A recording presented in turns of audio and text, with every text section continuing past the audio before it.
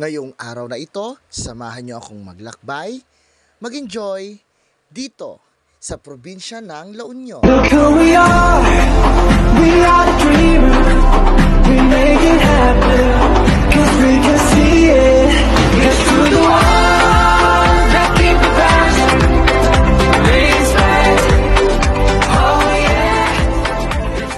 Come on baby, just come with me, come on baby, be wild and be free, we like mermaids come out from the sea, yeah, here we go baby, come on baby, just come with me, come on baby, be wild and be free, we like mermaids come out from the sea, yeah, here we go baby. Oh guys, come on baby, just come with me, oh guys, come on baby, here we go baby. Hello mga auntie! Ngayong bigat nga ay pupunta kami at pamamasyal sa probinsya ng La Union, di ba? Na makakita kami ng ti baro nga tao, kan baro nga rupa, kan baro nga lugar. Hala nga sikat, pa nga makikita. Kat siyempre, hanya kumpleto hanggang nga dumagas ito yung maisan ni Manang Josie, ni Kumare. Tipod idi, mga auntie, dito yung gumagata nga tinagado nga maista, yung maista, super imas, kan naglaka. At tinitiyak nilang ito ay palaging fresh, parang ikaw. Nabayag mo ito, ti panawon nga napanak dito yun, nakigtot anan tiyo tanay, nagsiyala mo at pwesto na ni Maring Josie, di ba? Grave. Hanlang nga yung mais nga lako na ti fresh, pati suna, still fresh, di ba, ante? Ay makigtutak tulatan, naki-aircon tulatan ti buong lugar na, baka doon to ti mall na, kas kada second floor. Ngam syempre, napakasaya namang makita yung aking kumare na talagang umaangat at talagang magyaman na mayaman na. Basta ti maibagaklaang, mabainak to nga gumatangan no nagmayaman to launay dito yan kumare. No sumaro nung tamanan kumare, I love you kumare. Kasi now, idinalpas kami ng gumatang doon kay kumare, kaya nagdiretso na kaming pumunta dito, papuntang La Union. Basta no makita ang ating nga lugar, kat amumo, nga sidag ka dito layan, papanji La Unionan, di mat antay. Kat syempre, automatic nga isiragana mo, at cellphone mo, ta picture mo, jarkon, mamati kayo kaday, kasi now, ay nakasangpot na nga kami dito sa munisipyo ng Rosario, La Union. Kat makita yung mamad, nagdakkel yung palingkida. Green na green, di ba? Ay wow, pak, banderitas, pak, bulaklak, pak, happy fiesta, Auntie Rosario, eme. Ay na naumok lang ang piyesa dito yung Rosario, kada parang pa ka nagpasiyar, kasi kada na pa nakipirian niya. Ay na, Diyos ko Lord, ato yun yung kabibisit ko nga dalang nandiyan pa kello, kababatan, kas lalag tumbling, ano Diyos ko Mildred, kas lag nervyos aksan niya. Ikidom ko lang san, kasi no. Hay na sa wakas, nakadanon kami dito yung munisipyo ti Agoo. May isa nga paborito nga lugar dito yung La Union. Dahil the first time ko nga napan dito yung La Union, at ito muna nga nakita, yung nagpintas nga nagsyala nga simbaan da. Aguri ka man ante, ta ichismis ko man pailaan nga ti La Union, nga kilala sa kanyang surfing spots. At syempre, kilala din ito sa kanyang natural at mamanang mga atraksyon. Hindi mo ba alam, auntie, na ang La Union ay mayroong 19 municipalities at ang kanyang capital city ay ang San Fernando, La Union. Ay nagsasaya ka no, agad kakadwag ata, syempre, naglamiis ka no, kung nakatugaw dalaang, so handang mapanbanog, kasla ni Jomo. Ay kasla nagnervyosa nga bigla, mga auntie, datoya gaya man, kaba La Union. Oral na bang ara na ti Barbie, di nakakita ti ilog. Ay kat syempre pati dagat anya. And welcome to San Fernando, La Union. Alam nyo ba na ang San Fernando, La Union ay ang capital city ng buong probinsya ng La Union? Ang San Fernando City, La Union ay maraming pinagmamalaking atraksyon at pasyalan. Isa na dyan ang San Fernando Cathedral at syempre meron din silang Botanical Garden, Science Centrum at syempre ang Baxil Bridge at marami pang iba. Kaya tara na sa San Fernando, La Union. Haan nga makapasawa nga apan dito ay San Fernando, La Union or pa ulit-ulit ang apan niya. Ay na mga auntie ko, first time ko ti umuli dito ay flyover ti La Union niya. Ay nakatkastoy magamit ti feeling na ti umuli ti flyover da, nagngato, nagsaya, nagphoto. Invagmot ko mo no, nagado ti Vevivoy nga nakatambay dito niya. Tapos nagparang pa natin yung McDonald makapabisin. Ay nako kasa no. Iti ka pa ipaiswana na magaya mga auntie. Iti ko nakapanagpasyar dito sa San Fernando. Ay nakaon magayam. Ag sunbathing nga magamit ti araw ta nagphoto.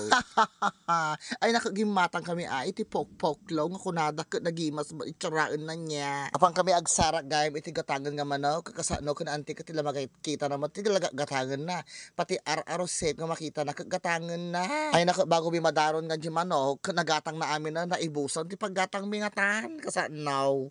Ante yan na yung manok na hinahanap natin kanina pa ayan na kadapi paggatang mo nga ta.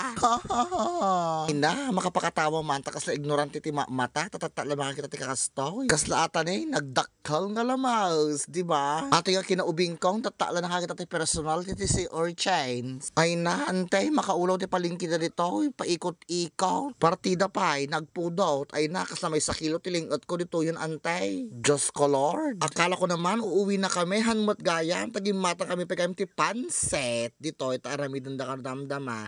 Kat i-shout out ko dagiti duwa nga beautiful ladies nga pumapansin dito La Union. Ay nakataguray before anything else nakita ka nga chicken, manok. Kasanaw. Isa ito sa paborito ko natikman noon at masarap talaga ito at mura pa. Kaslasika. Dito lang yan sa Cebu Roaster. Pag masarap, ang hanap mo parang ako. Diba?